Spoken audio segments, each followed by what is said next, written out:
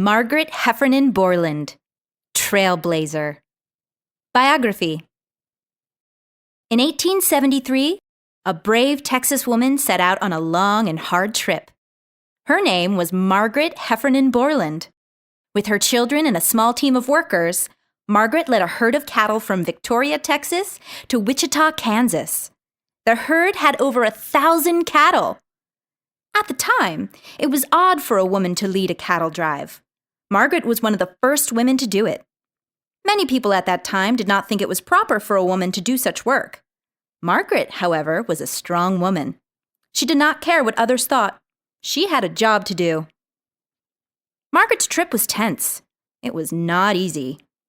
A few years earlier, cattle drivers had to carve a trail through low mountains and land covered with small trees and bushes.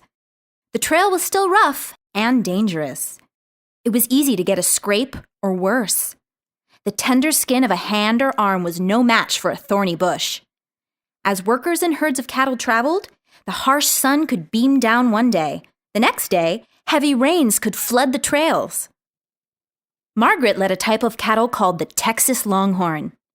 A Texas Longhorn steer had very good lean meat.